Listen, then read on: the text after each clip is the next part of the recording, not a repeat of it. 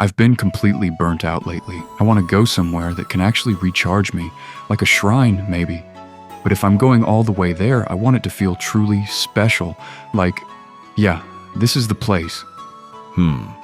For someone who feels that way, there's a shrine I think you'd really want to hear about. Oh, really?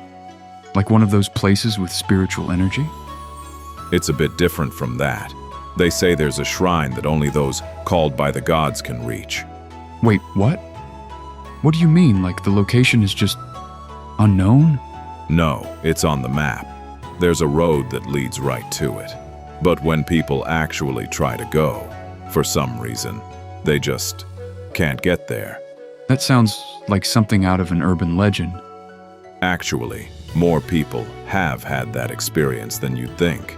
GPS going haywire, weather suddenly turning, things like that. Whoa, that's kind of unsettling, but now I'm curious. Today we'll be walking through real mysterious shrines from across Japan, all tied to this theme of being called. So if you actually make it there, does that mean you were chosen? You could say that. Just the act of reaching the shrine holds a meaning all its own. So if I make it, it might actually change my life. By the end of this video, you'll have a clear sense of why these shrines call people, the stories and forces behind it all. All right then. Guess I should start learning more about this stuff. First up, let's talk about Tamaki Shrine in Nara Prefecture. Tamaki Shrine? I don't think I've ever heard of it. It's a shrine tucked deep in the mountains of Totsukawa village. Nara, perched at an elevation of over 1,000 meters. Over 1,000 meters? Hold on. Isn't that basically full-on mountain climbing? You're not far off. It's a shrine you can only reach by pushing through mountain trails and forest roads. Why would there even be a shrine way out in a place like that? This shrine has been a sacred site since ancient times, a holy ground for mountain worship. The founding story is fascinating too. The name Tamaki is said to come from the enshrining of the 10 sacred treasures, known as the Tokusa no Kandakara. Those gems, are those the ones you hear about in stories of the divine regalia? Exactly. That alone tells you something about how storied this place is, to have housed such sacred treasures. Within the shrine grounds, there's also a tree called the Jindai Sugi, a sacred cedar said to be over 3,000 years old.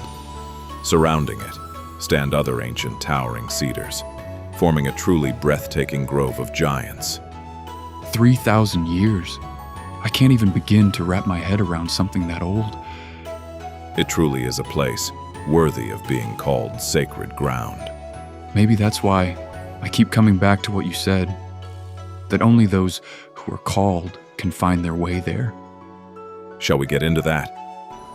Tamaki Shrine carries a legend that says only those who have been summoned by the gods can reach it. Does that mean people just get lost?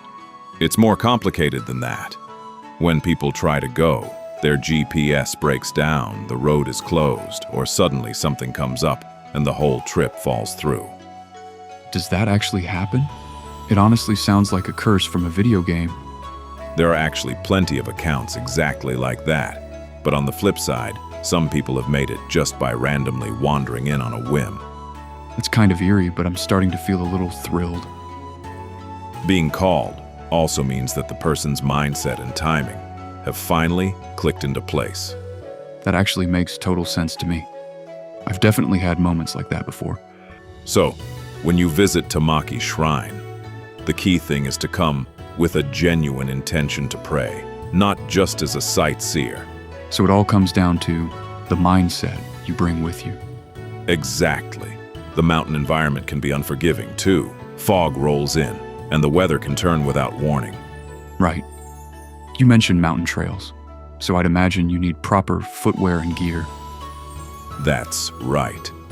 Come fully prepared and approach the visit with the reverence the gods deserve. Honestly, hearing all of this, actually making it to that shrine would feel incredible. It would. A lot of people come away with a deep sense of having been chosen, simply from the fact that they made it through. Oh, and does this place also have, like, good luck with money? Ha! Actually, it does. Legend has it that Enno Gyoja, the founder of Shugendo mountain asceticism, buried treasure at the inner sanctuary, known as Tamaishi Sha. A buried treasure legend? That's why people flock here, chasing good fortune and a change in their fate. Wow. I suddenly really want to go. Don't rush it, though. The right time to visit is when you're truly called. Got it. I'll hold on to that.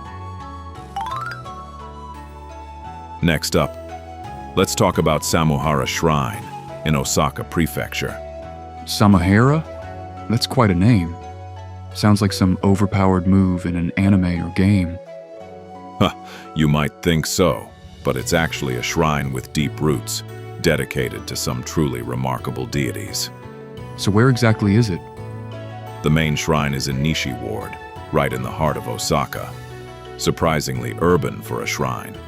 A shrine that only those called by the gods can reach, right smack in the middle of the city? That doesn't add up. Actually, the one said to only be reachable by those who are called is the inner shrine, the Okunoin, over in Okayama. The inner shrine, like a branch location? Sort of. The Samuhara faith actually traces back to a small roadside shrine in Tsuyama City, Okayama. The main shrine in Osaka came later. Deep in the mountains of Okayama. That's really out of the way. The inner shrine is up a mountain path, and from the parking area, you're looking at 241 stone steps. Whoa, that's serious.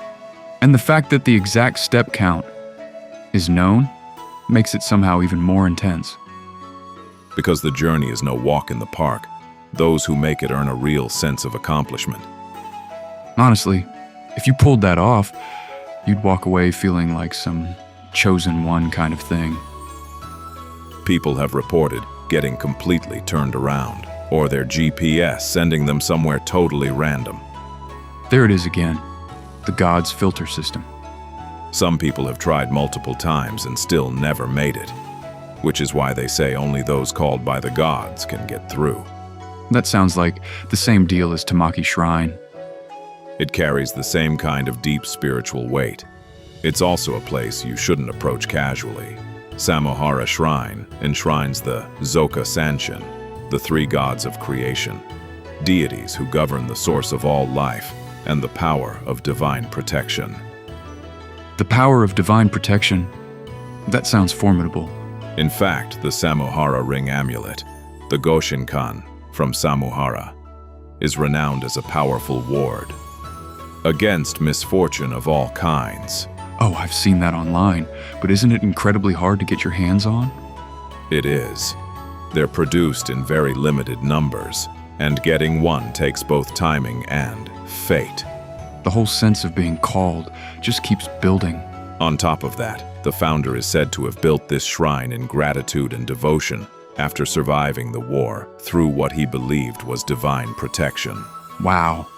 Just hearing that somehow makes the place feel even more sacred. The view of the Kamo countryside from the inner shrine lets you soak in both that sense of accomplishment after the climb and the sacred stillness.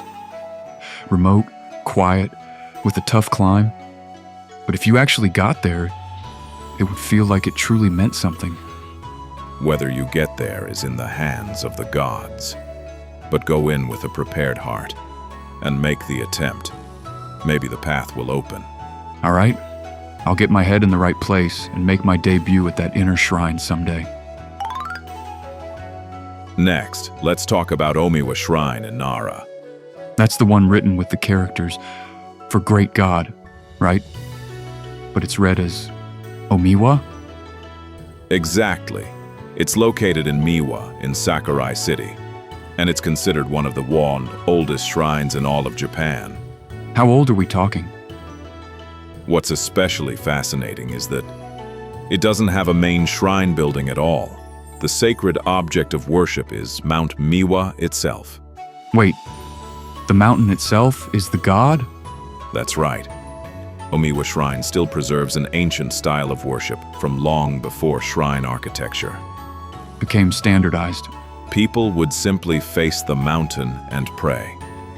Wow, that suddenly makes this place feel way more ancient. The deity worshipped here is Omononushi no Kami, a major god that appears in both the Kojiki and the Nihon Shoki. The scale of these stories just keeps growing. And just like the other shrines we've talked about, people say only those who are truly called can find their way here. Here comes the Miwa version. A surprising number of visitors say they were drawn here in strange ways, dreams, sudden impulses, or a feeling they couldn't really explain. So it's like something pulls you here subconsciously. Exactly. And because this shrine centers around worshiping Mount Miwa itself, visiting it isn't treated casually. People say you should come with intention and respect. So it's not the kind of place you just wander into for sightseeing. Right. There are strict rules for climbing the sacred mountain. Fixed entry times, photography bans, and areas people still aren't allowed to enter. That honestly makes it feel even more sacred. Some visitors describe strange moments during worship. A sudden gust of wind, the forest going completely silent, or realizing nobody else is around anymore. Okay, that's genuinely giving me chills. Some people also say their lives changed after visiting, or that they felt an unexpected sense of clarity afterward. So something changes after you arrive too. That's why people say the important thing isn't then understanding why you came in the first place. Not just showing up randomly, but coming here with purpose. Exactly. When you approach the shrine that way, people say the meaning behind being called starts to make sense. Yeah, it really changes the way you think about visiting a place like this.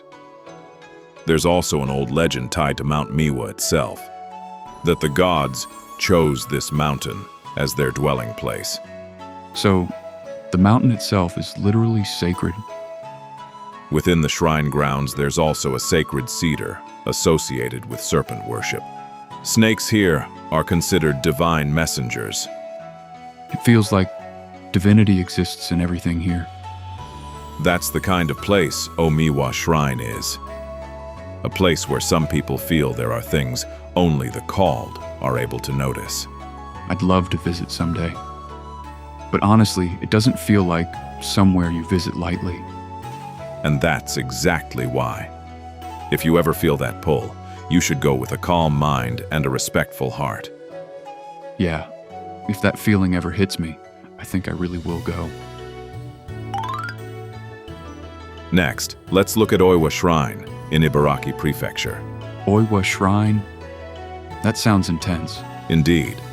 True to its name, it's a shrine where an extraordinary number of deities are enshrined.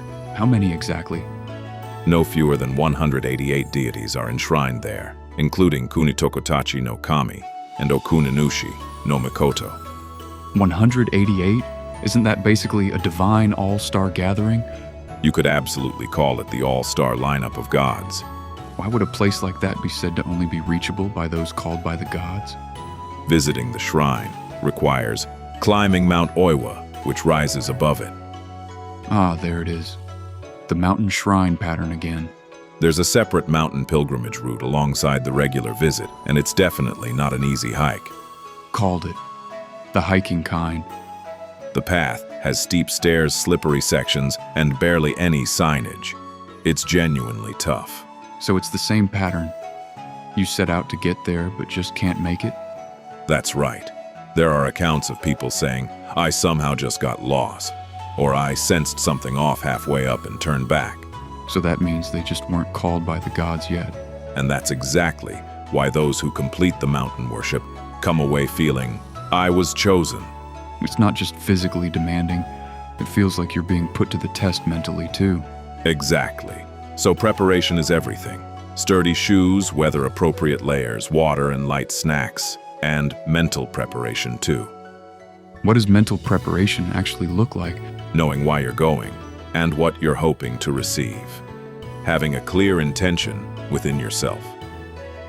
So just drifting in with a tourist mindset won't cut it. When you go with that kind of intention, you'll naturally start to pick up on the atmosphere of the sacred space. Are there signs like that here as well? Yes, the wind going still, sounds fading out, or suddenly finding yourself in a strangely quiet space where no one else is around. Whoa, that's the feeling of the moment has finally come. The mountain worship route on Mount Oiwa takes about an hour one way, so plan for over 2 hours, including the descent. That's a pretty serious hike. It is. And mountain entry closes at 3 p.m. After that, you can't get in. Even that feels like a deadline set by the gods. When you look at it that way, every single element becomes a condition for being someone who was chosen. I used to think of shrines as just spots you pop in for a quick visit, but at this level, it's a full-on life event. Also on the shrine grounds, there's a trio called the Sanbonsugi, 3 sacred cedar trees said to be over 600 years old. Wow. You can just feel the energy radiating off those. And on top of that, there's even a story that a pillar of light was once seen stretching down from space toward this very place. From space? It really shows how deeply this place has affected people. That's wild. There's just no way I'm not going. Don't rush. Places like this call you when both your heart and your timing are truly ready. All right. I'll get my shoes sorted, my mindset right, and my schedule cleared, and wait for the call. And finally, let's talk about Mitsumine Shrine in Saitama Prefecture. Oh, I actually know that one. Isn't it the one that's way up in the mountains? That's right. It sits deep in the Chichibu Mountains at an elevation of roughly 1,100 meters. That's up there. Is it the mountain climbing pattern again? The approach path is well maintained, but the air is different. There's a sacred quality to it. Like you're walking through an ancient forest. So it's the kind of place that shifts something in you just from being in the mountains. The main deities enshrined here are Izanagi no Mikoto and Izanami no Mikoto, the gods of creation. Wait, Izanagi and Izanami? That's another incredible pair of deities. Mitsumine Shrine was originally a training ground for mountain ascetics, and it's also renowned for enshrining wolves as divine messengers. Wolves? Not the usual lion dogs? That's right. Here they're known as the Gokenzoku no Okami, divine beings who watch over people and ward off misfortune. Oh, that's so cool. A wolf that actually protects you? That's incredible. This shrine, too, is said to be one that only those called by the gods can reach. There it is again. The gods' selection system. Stories abound. People who dreamed about it felt an irresistible pull to go, or found the timing fall perfectly into place. That kind of thing really does carry that you were meant to come here energy. Since it was originally a place of spiritual training, it has an atmosphere that a purely tourist mindset just can't cut through. So even just being able to go at all carries a meaning in itself? Exactly. By the time you feel that pull to visit, maybe you're already being called. Thinking about it that way, I'm already getting excited just thinking about going. That said, you need proper gear and the right mindset. Right. Shoes, attitude, and staying hydrated. Also, people often say the air changes the moment you step through the Mitsutori, the triple torii gate. That sounds like crossing into another realm. Kind of thrilling. Deep in the forest, when the sounds fade and the wind goes still. Some people feel something shift in those moments. Just hearing that gives me chills. Some people say their lives changed after visiting, and experiences like that are what it means to be someone who was chosen. It's really not just an ordinary shrine at this point. By the way, the most coveted amulet there is, the Ki Mamori, the energy charm. It's known for holding powerful spiritual energy. The white one, right? I've seen it online. Yes. Simply being able to receive one makes many people feel they were truly called. At this point, it feels less like a trip and more like a ritual. The timing of your visit, the state of your heart, timing and coincidence, when all of those align, Mitsumine calls you. So if I make it, it could be a real turning point in my life. Don't rush. Honor the timing that rises from within yourself. That's what it truly means to be called. Understood? I'll hold that close and wait for the right moment. Well, today we've walked through shrines that only those called by the gods can reach. Was there a shrine that made you want to go? Honestly, I'm so curious about all of them. I can't pick just one. At first I was a little skeptical, like being called by the gods. Is that really a thing? But the more I heard, the more it started to make sense. I started to think, maybe actually making it to these places would mean something real. If that's how you're starting to feel, then maybe you're already halfway to being called. Visiting a shrine isn't just about showing up. What matters is the feeling you carry in with you. That's true. The journey already begins before you ever leave home. Listen to that quiet voice inside you and just walk.